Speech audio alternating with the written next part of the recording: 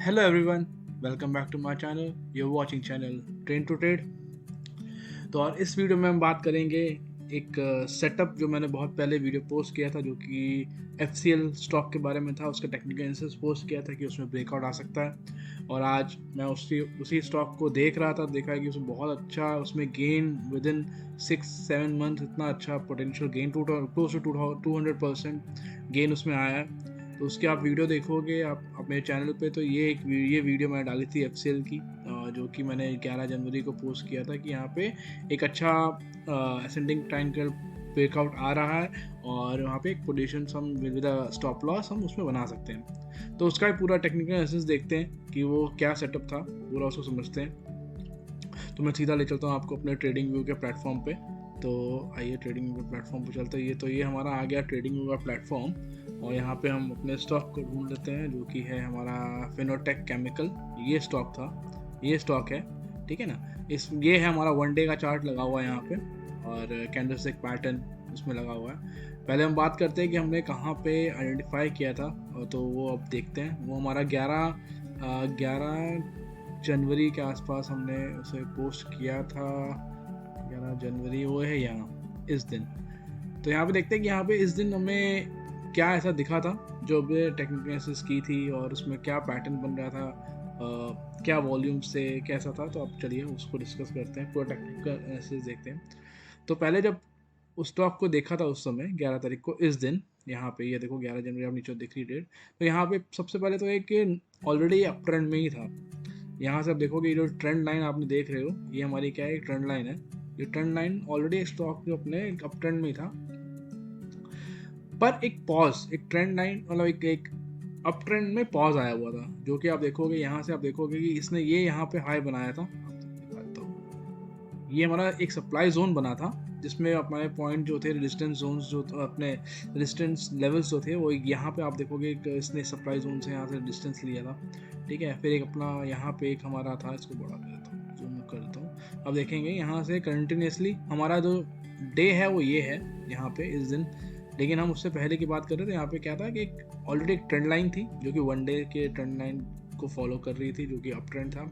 और यहाँ पे एक हाई लगाया था, उसके बाद जो स्टॉक था अपने कंसोलिडेशन जोन में चला गया था, वापस अपने ट्रेंड लाइन की तरफ आया एंड उसके बाद फिर से रिजेक्शन मिला, फिर से ट्रेंड लाइन, फिर से वो उसने ब्रेकआउट दिया था। तो आप देखोगे ये एक हमारा जो सप्लाई जोन था, या हम कह सकते हैं ये सप्लाई जोन है क्योंकि ये एज अ रेजिस्टेंस एक्ट कर रहा था। और यहाँ पे हमारे को कुछ यहाँ पे सप्लाई पॉइंट्स थे, ठीक है। यहाँ से हमारे को डिस्टेंस काफ़ी मिल रहा था, तो स्टॉक इस लेवल से ऊपर नहीं जा पा रहा था। तो वही हमने मार्क किया हुआ था। लेकिन जब हमने आइडेंटिफाई किया तो देखा था कि ये जो अपनी कैंडल हाईलाइट करके देखी, ये एक ब्रेकआउट कैंडल थी जो कि इस सप्लाई जोन को ब्रेक कर रही थी, ठीक है ना। वो ब्रेक करने का रीज़न आप देखोगे, नीचे भी देखोगे, अब यहाँ पे ये देखोगे ये नीचे क्या है, वॉल्यूम्स है। तो अच्छे वॉल्यूम्स के साथ ब्रेक हो रहा है, इसका मतलब कि यहाँ पे कुछ तो है जो हमें नहीं पता, बट यहाँ पे जो इंस्टीट्यूशनल बाइंग है, जो स्मार्ट मनी है, वो शायद यहाँ पे इंटरेस्ट आ रहा है।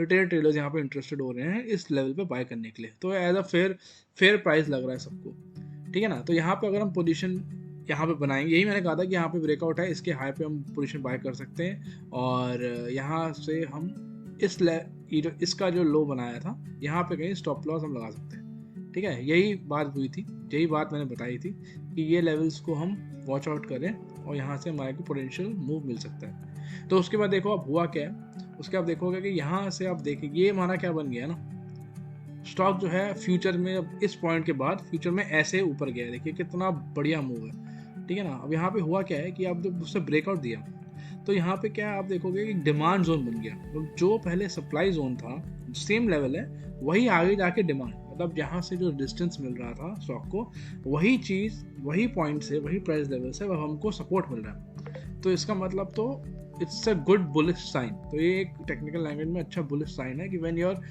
Resistance becomes your support. तो सेम चीज़ है, सप्लाई जोन आपका जो बन जाएगा डिमांड जोन, तो एक ऑलरेडी ये बुलिश साइन है। तो हमें तो नहीं पता नहीं आगे क्या होगा, लेकिन हाँ we decided to take an entry यहाँ पे बिकॉज इसने यहाँ पे इसका ब्रेकआउट दिया था, ठीक है ना। इस लाइन का ब्रेकआउट दिया था, यहाँ पे वॉल्यूम के साथ ब्रेकआउट दिया था, हम एंट्री कर सकते हैं विद स्टॉप लॉस। तो स्टॉप लॉस तो लेके ही करना है, वरना फायदा नहीं है पोजिशनल ट्रेडिंग या स्विंग ट्रेडिंग करने का, स्टॉप लॉस खाते करना। तो अब आगे जाके भी देखोगे, तो आगे का एनालिसिस अगर देखें तो ये हमारे जो पॉइंट्स हैं ये as a support support point act कर रहे हैं यहाँ पे, ठीक है। तो ये हमारे रेजिस्टेंस जोन में ये सपोर्ट पॉइंट्स आ गए, ये हमारे डिमांड जोन के ऊपर सपोर्ट पॉइंट्स हैं, ये हमारा आप देखोगे ये हमारा सारे सपोर्ट पॉइंट्स आ गए। अब हुआ क्या है कि ये जो पैटर्न आपने देखा है ना, ये जो ब्रेकआउट हुआ ना ये येलो से, ये आप देखोगे असेंडिंग ट्रायंगल पैटर्न ब्रेकआउट है। क्यों असेंडिंग ट्रायंगल? बिकॉज यहाँ पे देखोगे ये ट्रायंगल टाइप का फॉर्म है ये, और आप इसको देखोगे ये, सॉरी ये नहीं,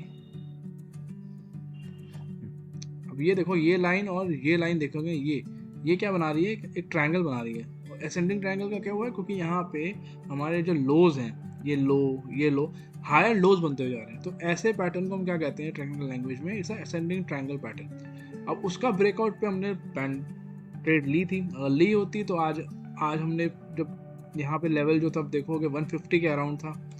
अब ये लेवल अगर मार्क करूँ, ये 150 के अराउंड था, और आज इसका हाई जो लगा है वो लगा है क्लोज टू 407 408।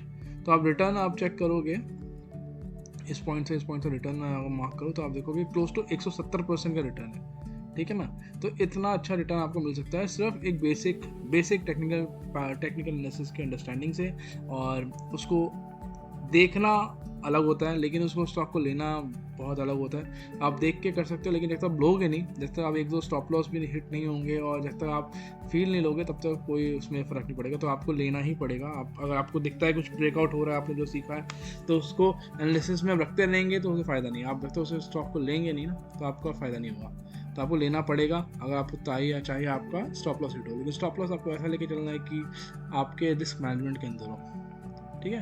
तो बेसिकली यही एक छोटी सी वीडियो थी इसके बारे में। और भी मैंने बहुत सारे स्टॉक्स पहले दिए थे, मैं उस धीरे धीरे करके वीडियो बनाऊंगा। तो ये पहला स्टॉक मुझे दिखा था। तो थैंक यू। आप प्लीज़, और चैनल पे और भी वीडियोज़ हैं, देखना चाहें तो आप देख सकते हैं। Please like and subscribe. Bye bye.